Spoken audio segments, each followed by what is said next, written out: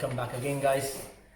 Today we are going to do a meat dish. We have enough of vegan, so I want to actually eat some meat. So I'm trying to do something with lamb today. Most of the people like lamb chops, and we know that lamb chop is very common everywhere. Each part of the world you go, you'll find a lamb chops. But there is a secret behind the lamb chop. There is another part called saddle, lamb saddle. Usually, I already debone the saddle. So it looks something like this. So there's a two part of the saddle. This is the main saddle, and there will be also two small pieces of meat. This is quite juicy.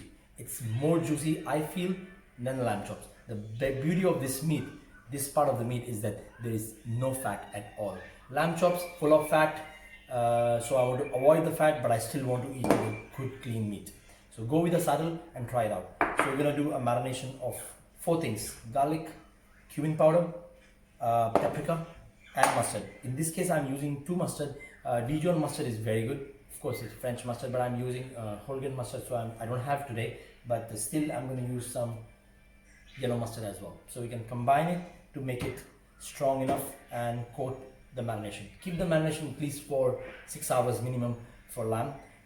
So I'm going to marinate for 4 hours, and then I'm going to cook straight away. So first thing, we are doing the meat. Second part of the dish is green. So I'm doing a salad with the beetroot. So I boil my beetroot already for approximately 1 hour. So it's slowly boiled in a salty water. Small beetroots, then some greens and some orange. Dressing we're gonna do today, it's called ranch. Very basic dressing, very good with steaks or a meat. It works very well with the salad itself. All right, so let's start. So we're gonna start with the ranch dressing. So what I have done here, it's parsley, onion, 1 clove of garlic, and some chives. So all the fresh herbs. A lot of people making ranch dressing with dry ingredients, and I don't like dry powders. It's nice to do a rub of meat with the dry powders like onion powder, garlic powder, oregano, but you're making a dressing not from big portions, so I think it's better to use fresh. It's very good to use as well as dill, but I don't have right now, so what I'm substituting with chives and some parsley. So parsley, chive, some shallots or onion, and a garlic. So I got a mayonnaise. I'm using red wine vinegar. That's very good flavor rather than using a white vinegar. If you have, it's fine. If you don't have, use white vinegar. Some olive oil, sea salt, pepper, and yogurt. So first comes, we're gonna start with all these herbs, veggies. We're gonna put 1 big tablespoon of yogurt. Little bit of sugar just to give a sweetness to the dressing, not very sourness because everything is sour here. I'm using just half teaspoon. Little bit of mayonnaise, give a punch. In this I'm using a light mayonnaise, not a thick one. Vinegar, let's say one cap of vinegar. I'm putting some olive oil, and I'm gonna give a nice blend all together. Add the salt now, later, up to you guys, but I'm putting it now because I know how much salt it needs. You need very little salt for this, and use a pepper. Just to remind, I forget to put my pepper in the meat, and I just remember now. I'm going to add the pepper later on when I'm marinating it. The reason why I did not put the pepper much in my meat, because whenever you grill the meat, it burns all the pepper and give you a peppery taste. So what I'm going to do, I'm going to grill it once, and then I'm going to put my pepper. So here we go. We're going to blend it. Give a nice blend.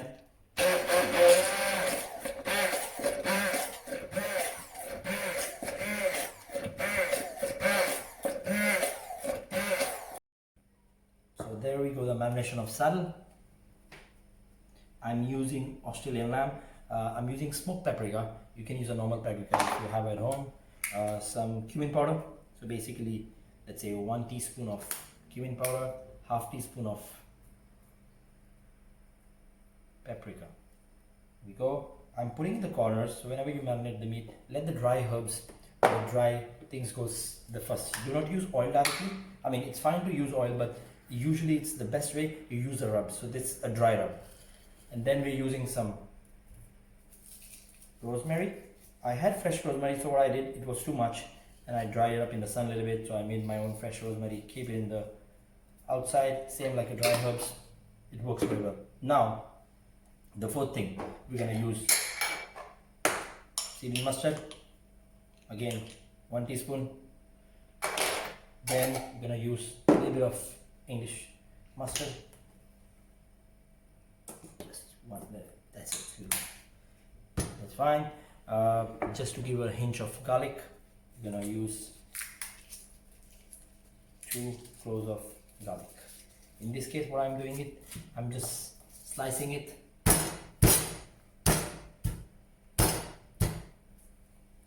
Just putting it here, one, and one of the garlic I'm gonna just slice it.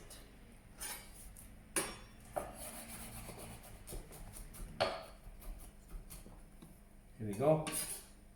That's fine. Roughly sea salt. Put a nice salt, because whenever you're grilling it, the salt will fall off, and that's where our dry herbs is there. Now, the fourth part, I'm gonna be taking a gloves. I don't want to make my hand dirty. We're gonna use the gloves, and we're gonna try to rub everything like this. You see? Now it's too much. That's why I put in the corner. We're gonna turn it. We're gonna use from the corner all the dry herbs. We're gonna put it other side. Here we go.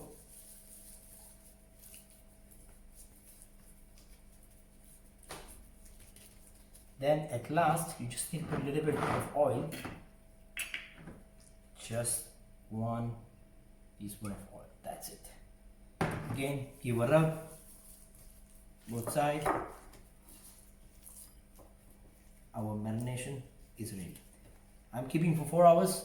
Try to keep it as long, but it doesn't need to keep for 1 night or 2 nights, because the acidity of the mustard will start cooking or start decolorization of the meat will happen. So better you keep the marination maximum for 4 to 6 hours, just to get the flavor. Alright, so here we're gonna go. After 4 hours, the meat looked like this. It did not turn black or dark. And then I'm gonna start grilling. Make a nice pan or a griddle very hot. You can do also in a barbecue if you have. In a charcoal, it's just amazing flavor. Right now I don't have a barbecue here, so I'm gonna use a pan. I made already a pan for at least for 1 minute, very hot. So I'm gonna just pop up a little bit of oil and then put one side. So you see this sizzling sound, that means your meat is getting perfect. So here we go. The meat is nicely, beautifully cooked already. I'm keeping for resting. So I cooked over about like 6 to 7 minutes, and I did not use oven. I just used a griddle or a pan. So I'm going to rest it at least for another 5 to 7 minutes, so meat and the juices stays intact and it's not just popping out and all the blood is coming out. So leave it as it is. We're going to start first with beetroot.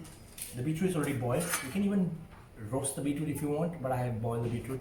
So what I'm going to do, I'm going to make a nice, beautiful, thin slices. I'm using a baking paper. That's another technique to get your chopping board ready. So keep a baking paper next to that. I'm making a nice thin slices.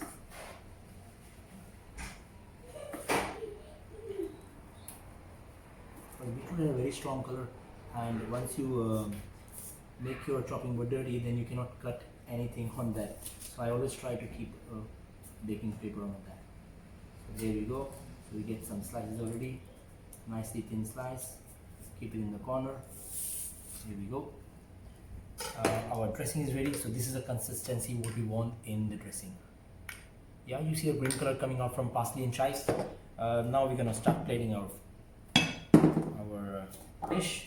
There we go. Let's start with nice and green stuff.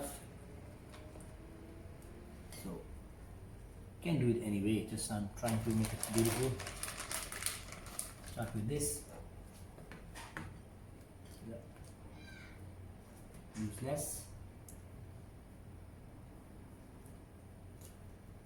I'm just making for one portion. You can do a salad in a bowl if you like, and make it much more for family. Use some of the oranges. Yeah, it's very nice to give a citrus and earthiness to the food, so it's nice.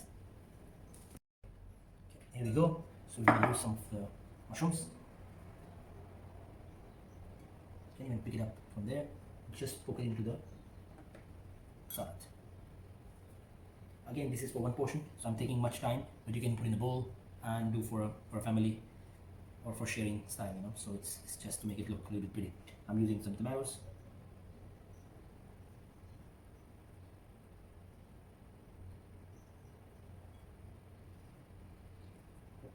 some edamame,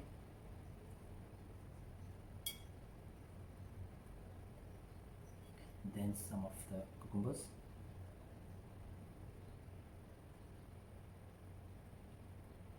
that's it, and some greens again. Finally, we're gonna cut our meat. This is our sides ready. Gonna just go. So we just dip it, and then in our knife, and then nicely slice our meat.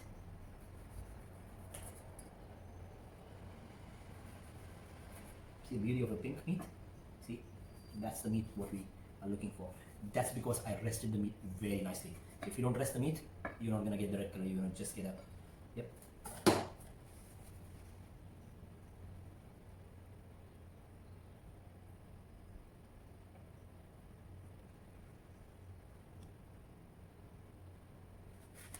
you go. That's it. That's what we're looking for. Now the dressing.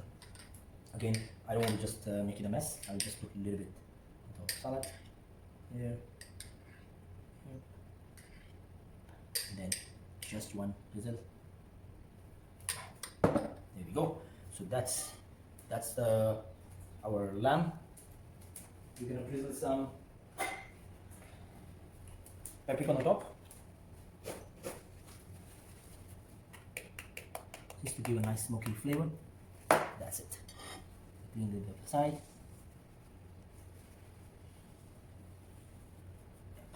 There we go. That's our lamb salad and some salad. I made it very complicated, but I suggest if you're doing it at home, just make a nice big bowl of salad. Pop out everything inside, you know, in your salad. Don't go too complicated, and put your beetroot and all the salad in one. So it's nice and neat. Then the family can start eating, and you can mix your leaves. I just made a nice bowl because I'm the only one gonna eat tonight. So have fun, stay safe, enjoy the salad.